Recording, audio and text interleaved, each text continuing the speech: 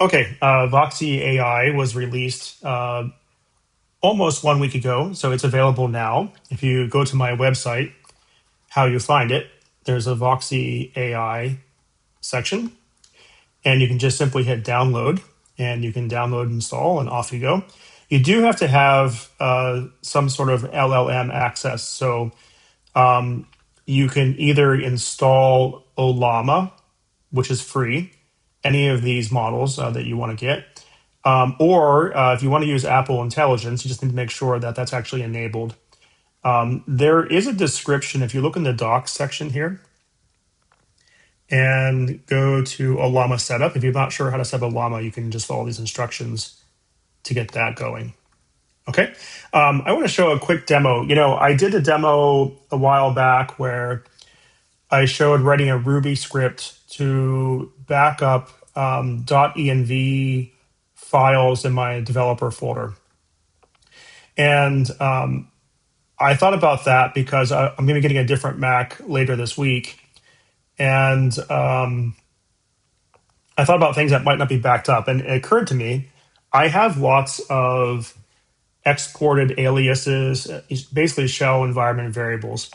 And I want to make sure that I have those backed up. So what I'm going to do is I'm actually use VoxyAI to create a script.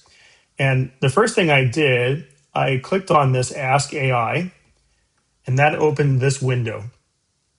And it's currently, it was set to DeepSeek. And I simply asked on a Mac, what files hold environment variables? And I gave an example. I know of Z profile, for example. What are the others? And I got this answer. They gave me a couple of bash examples. I actually used Z shell. So it mentioned Z profile and also Z shell RC, which is the one I always forget about, by the way. These files are commonly used to set environment variables. Note that macOS primarily uses Z shell. Okay, that's a good answer. So what I'm going to do, let me use Olama, and I'll use Quen 2.5 for this. And I'm going to hit create script. I'm going to call this I'll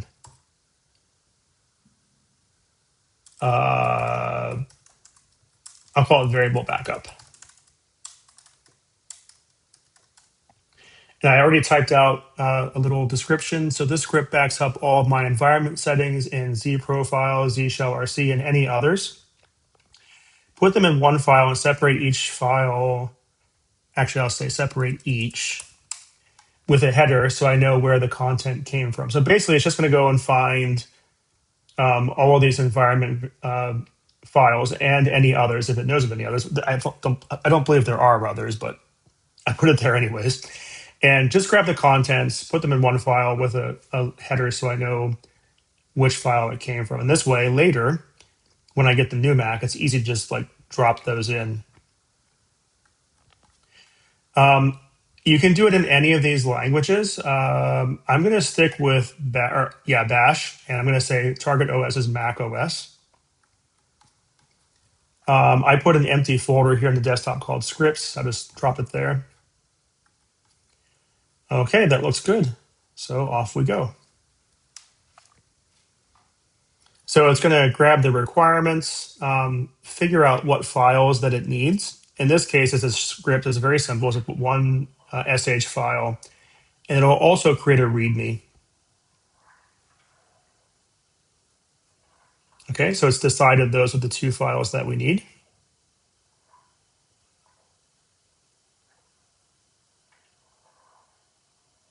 Okay, it created the script. Now it's creating the README. Okay, and it took 34 seconds. Let's see what we got. So I'll just put this on VS Code.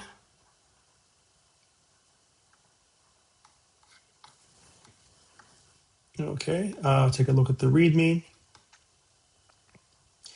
This script backs up all of your environment variables in Z profile, Z shell RC, and any other relevant files into a single file, separating each with a header to identify its source. Okay, so Oh, output file name. It wants an output file name. Okay, that's good to know. Okay, that looks pretty easy. Let's just do a real quick sanity check and just see what the script looks like. Okay, so here it just checks that we actually have given an output file.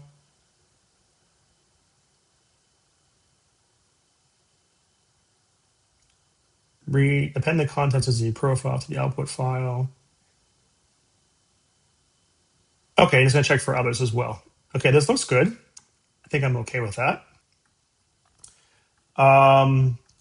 Let's actually run it. Now, when VoxyAI creates a script, it automatically gives it permissions to execute. And it needs a backup name. I'm just going to call it backup. I'll call it variable backup dot text. Okay. And let's see what we got. Okay, good. Now, I didn't want to show all my environment variables in the video, so I cut that part. But yeah, it worked. We ended up getting a good backup of my environment variables. So now when I switch Macs, it'll be very easy.